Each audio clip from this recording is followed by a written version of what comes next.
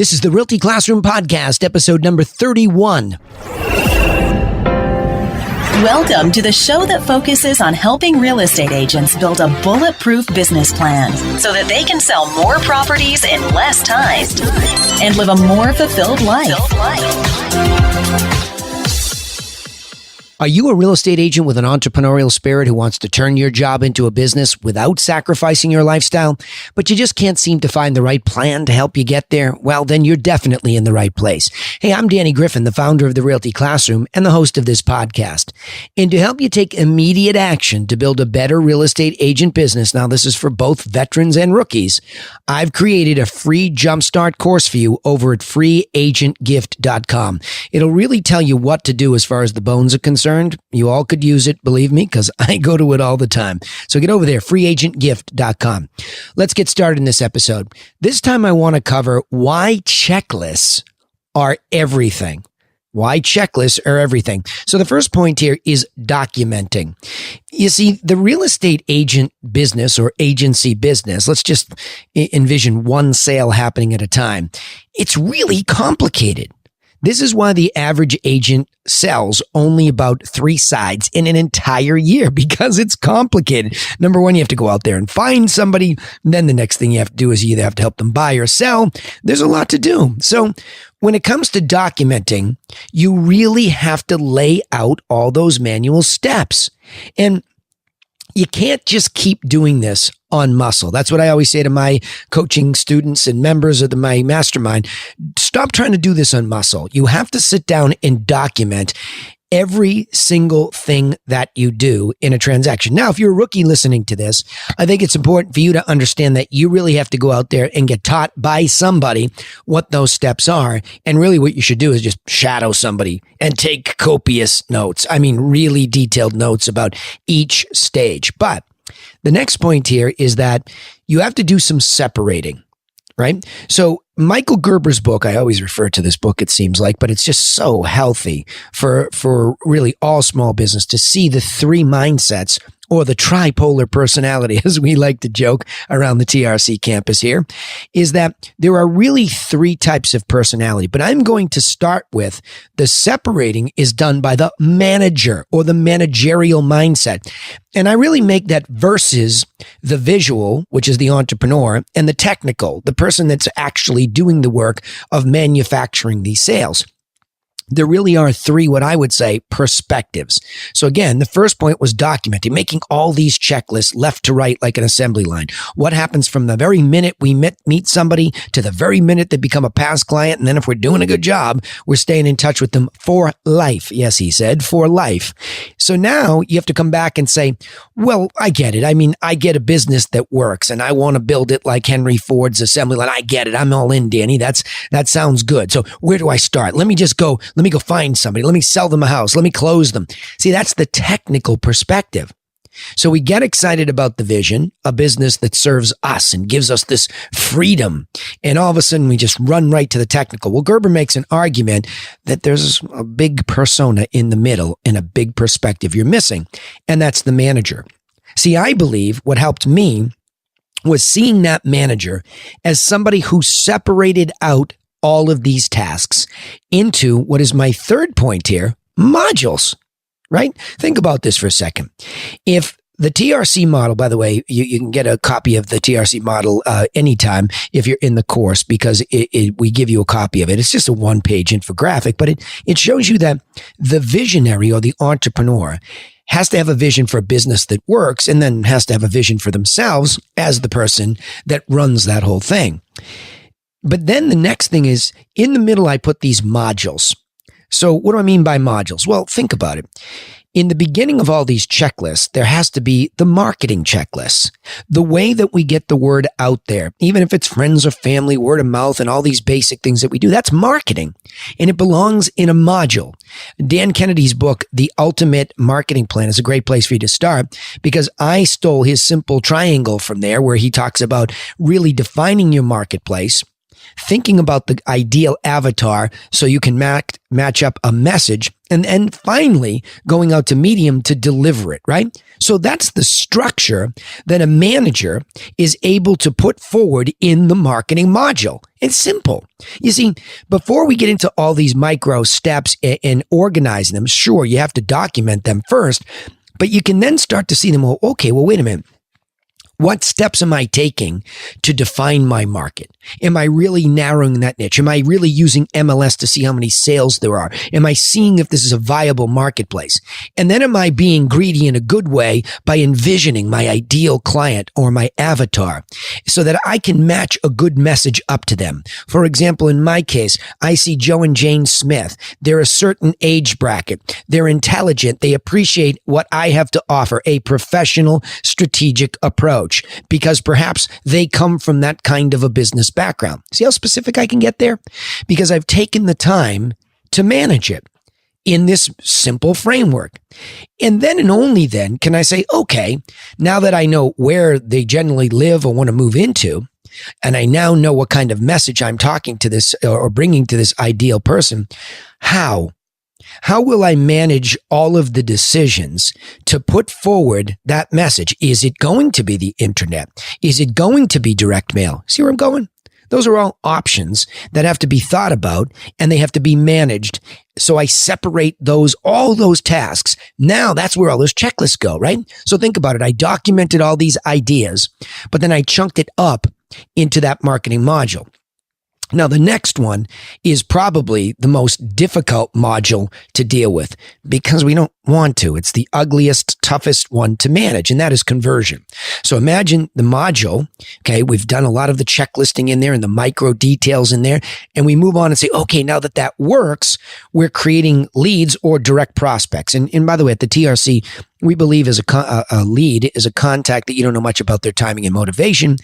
And a prospect, you do. You're having some dialogue with them, hopefully on the phone, face to face, but I'll take text and email in this case as long as it's a good, thorough back and forth where you're beginning to understand their motivation and timing. But next, what do you do with this thing called CRM, right? Contact Resource Manager, or even better, Contact Relationship Manager, CRM. Lots of different definitions. I prefer the relationship one because that module now says, all right, well, wait a minute. What's the checklist for how to deal with all these leads? See, a lot of you are just out there piling leads in and you get sucked up into this, sucker's bet about, hey, more leads is going to develop more business. Maybe if you're properly modulating your conversion module and it's built to handle the amount of leads you're throwing at it. Right? If you're just throwing it at your conversion module, and again, the manager's looking at you go, what are you doing? You're throwing too much at this module. It's not set up to handle all this. So why are we buying all these leads to begin with? You see what happens when you begin to think like this? Checklist, modulated. Can I handle this? Am I ready for this? Should I turn the faucet on only a little bit to make sure that this module's actually working? So in this module, imagine all these checklists for leads, what you do to bring that lead to a conclusion, meaning they either move on in that conversion module to prospect, where you really have this good dialogue beginning, this relationship that can go deeper, or you kick them out. They say, no, I don't want to do business with you, so you don't belong in here. Get them out. I don't want a bloated database or conversion module as a manager. I want to be realistic about this. I'm not trying to bring Lazarus back from the dead. Somebody's not responding to me after a good, thorough follow-up system, or they tell me to go away. I'm listening. Okay. I don't want them in there because I don't need that many prospects to be wildly successful. I know you don't believe me yet, but you will if you try this. And lastly, in that module, you have the concept of client. So all these prospects that might be long-term, hey, Danny, I'm not going to do something for 24, 36 months. No problem. We'll touch base with you every once in a while. Every once in a quarter, we'll touch base, see how you're doing. Oh, great. That sounds great. And those people, as their timing moves up and you're the only one there, you all of a sudden have managed yourself into a place where there's not a lot of competition because you're the only one taking the time to do that over such a long period of time. And they more easily become your buyer or seller client. That's a whole module. Now, again, the purpose of this podcast was not to get into the checklisted pieces of this because those can go super micro, and I'm not going to dizzy you with that. That's a lot of the how-to coaching that we get into when I'm dealing with these folks that I've been coaching, some of them for over 10 years, right? You have to get into the technicals. You can do it yourself, by the way. It's just a matter of sticking to your checklist. But now they go into client. Now what? They go into the next module. Well, what do you mean the next module? Well, once they go under agreement or an escrow, whatever you call it, whatever part of the world you're doing business, they go into another module called the closing module. I mean, think about it. The detail and the risk and all the emotions, that's a whole module in and of itself. Are we going to use outsourced companies to help us with this? Are there lawyers? Are there escrow companies? Are there, two sides of attorneys, two sides of brokers, home inspectors, lead inspectors? It sounds like lions and tigers and bears, oh my, right? So that's a whole module in and of itself that really needs to be detailed out. See, a lot of us as technicians are like, whew, finally got him over into escrow. I'm in escrow. You hear that all the time from the West Coasters, and I'm under agreement from the East Coasters that don't have escrow at title companies that run the closing. It's almost like a relief, and we dump. We're so thrilled. We can go back and start all over again. Wrong. The module says, you have to really have that stuff in place, crossing T's, dotting I's, because your buyers and sellers are judging you the most there. You know what happens there. Oh, you're making all this money and you just dump me over to the escrow company. That happens on a regular basis because we're not thinking how important that module is. Because why? As they go through closing and they know you still care, that's, by the way, when most people's emotions are at the highest, because now they're packing up. They're saying, oh my gosh, I've got to close 2 houses at once, whatever the case is.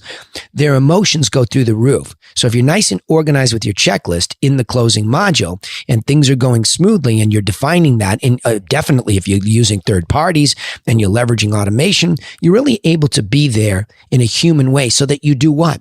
You birth them into the next module. Well, what do you mean? The past client module.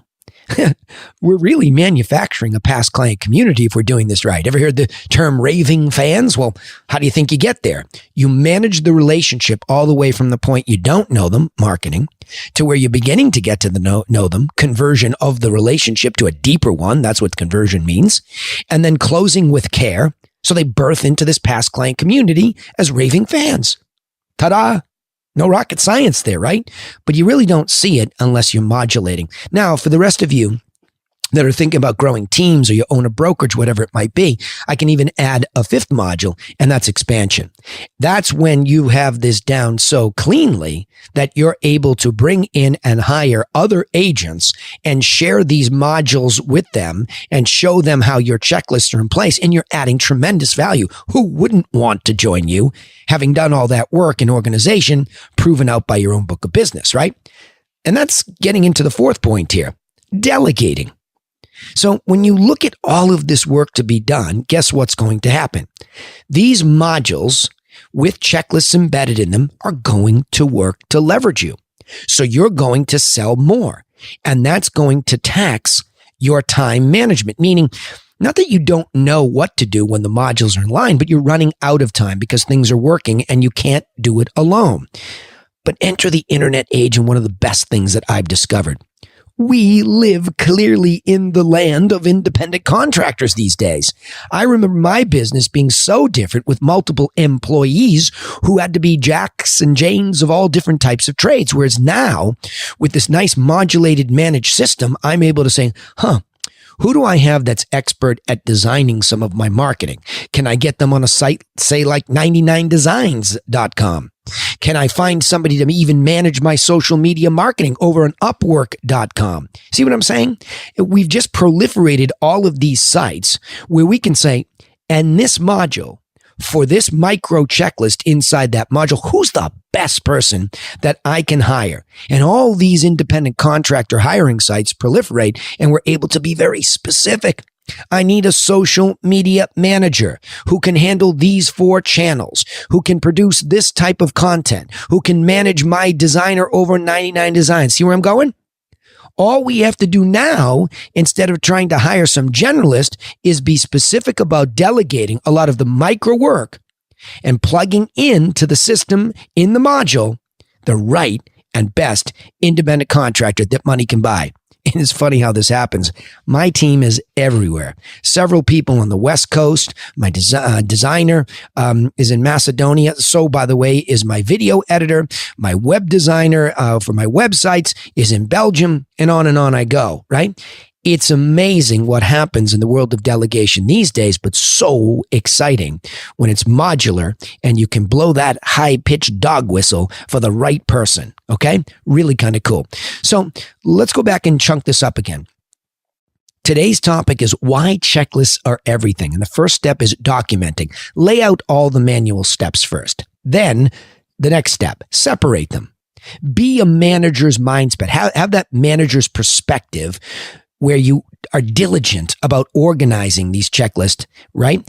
Versus that visionary who says, oh, can't we just throw it together? Or, yeah, I'll just do this little micro piece. That's the entrepreneur and the technician who have to be put aside a little bit for this exercise to work.